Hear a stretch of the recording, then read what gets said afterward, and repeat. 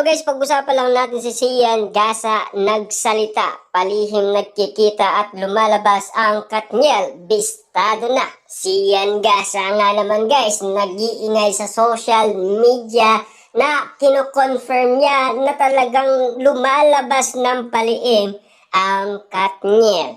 May katotohanan nga ba guys na talagang gulat na lang tayo guys sa pasabog ni Sian Gasa sa Katniel na talagang sinasabi naman guys ni na Ogie Diaz, Christopher Min, nagkaayos ang Katniel. Kita nyo naman guys no, dahil nga naman kasi guys sa nangyaring sinasabing umano ni Ogie Diaz sa atin noon na nagkita sa Christmas special sina Daniel Padilla at Catherine Bernardo, mukhang may nangyari.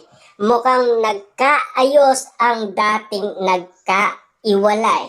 Na ngayon ay sinasabing merong nagtutulay para magkasundo muli sina Daniel Padilla at Catherine Bernardo. Kaya nga naman guys, nag-iingay sa social media ang mga pambansang marites tulad na lang ni Ogie Diaz, Christopher Min at Sian Gasa na talagang kino-confirm nila na nagkabalikan na sina Catherine Bernardo at Daniel Padilla. Yan kasi guys ang sinasabi sa atin ni Sian Gasa. 99.9% nagkabalikan at nagkaayos na ang Katniel. Ngayon, palihim naman silang lumalabas. Ayon kay Sian Gasa, bistado ba ang Katniel ngayon na dati ay nagkaiwalay at mahirap nga naman guys na magkabalikan sa isa't isa dahil sa mga naririnig natin kay Catherine Bernardo na binabato niya sa maraming tao. Pero nung nagkita ang Katniel, mukhang na-starstruck si Catherine Bernardo at niyakap ng maigpit si Daniel Padilla. Napakaina nga naman kasi guys ni Catherine Bernardo pagdating kay Daniel Padilla. At kung bakit nga naman guys no, nag-away ang pamilyang Bernardo nang dahil nga naman kasi guys sa dalawang lalaking malapit sa puso ni Mami Min Bernardo. Pero ang pinaglalaban na lang ni Mami Min Bernardo ay si Alden Richard. Yun kasi guys ang gusto ni Mami Min Bernardo. Kaso wala siyang magawa dahil matigas ang ulo ng kanyang anak. Wala siyang magagawa kundi maghintay ng tamang pagkakataon. Pero si Catherine Bernardo guys talagang pinaglalaban niya hanggang ngayon si Daniel Padilla.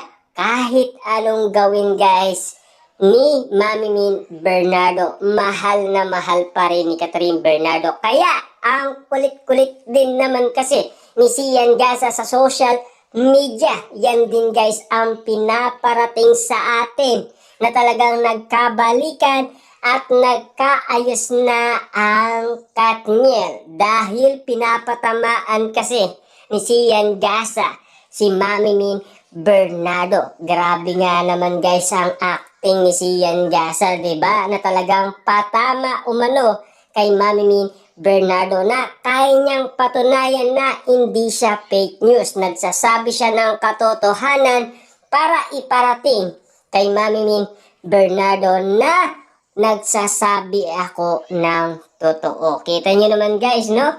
Pinakita lahat sa social media ng mga netizens ang binabato ni Sian Gasa sa atin na talagang palihim na nagkikita si Daniel Padilla at Catherine Bernardo. Paano kaya guys nagagawa ng isang Catherine Bernardo? Tumatakas nga ba si Catherine Bernardo kay Mami Min Bernardo? Wala nga bang magawa si Mami Min Bernardo sa kagustuhan ni Catherine Bernardo? Kitang-kita naman natin guys na ang tagpuan ni Catherine Bernardo at Daniel Padilla nagsimula sa Christmas special hanggang ngayon. pinag-uusapan pa rin sina Catherine Bernardo at Daniel Padilla. Siyempre guys, si Ian Gasa ang kulit, 'di ba? Mag-a-upload pa daw ng video para magpatunay lang na nagkabalikan at nagkakaayos na si Daniel Padilla at Catherine Bernardo. Baka nga naman kasi guys, hindi kayanin ni Mami Min Bernardo or hindi kayanin ng pamilyang Bernardo. Kitang-kita naman natin kasi guys, ito ang sinisigaw ng karamihan na sana ay ipakita ni Ian Gasa ang kanyang mga ebidensya para magpatunay na totoong totoo. Kasi guys, no, nagdalawang option nga naman kasi guys ang mga tao. Nung nagsalita si Ian Gasa, nagsalita si Mami Min Bernardo. Ngayon naman, ang kinukulit ng mga tao ay si Ogie Diaz. Kasi ang sinasabi nila kay Ogie Diaz, totoo nga ba ang sinasabi ni Ian Gasa na nagkabalikan at nagkakaayos na ang Katniel? Ang malinaw na sinabi sa akin ni Ogie Diaz guys na type pa rin ni Catherine Bernardo si Daniel Padilla. Pero mahal pa rin daw ni Catherine Bernardo si Alden Richard. Pwede ba yun? Diba? Hindi pwede guys Parang love triangle kumbaga. Kaya nga naman guys ang sinasabi pa ni Ian Gasa kay Mami Min Bernardo na 28 years old na daw si Catherine Bernardo, 'di ba? Alam niya na daw ang tama at mali at lalo-lalo na guys, no? Pinagbabawalan kasi ni Mami Min Bernardo si Catherine Bernardo na kausapin si Daniel Padilla. Kasi anong mangyayari? Tatawagin nga naman kasi siyang marupok at manloloko kasi niloko niya si Alden Richard at pinagpalit kay Daniel Padilla. Lahat ng kanyang sinabi ay parang laro-laro lang.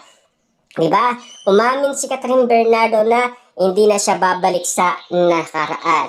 Aasa na lang daw si Daniel Padilla. Pero ang aasa nga naman guys may pag-asa. Dahil mahal na mahal pa rin ni Catherine Bernardo si Daniel Padilla. Hanggang ngayon, kita niyo naman guys, pinaglalaban pa ni Catherine Bernardo ang kanyang buhay pag-ibig kay Daniel Padilla sa kanyang pamilya. Kitang-kita naman natin guys ang mga resulta dahil pinag-aawayan yan.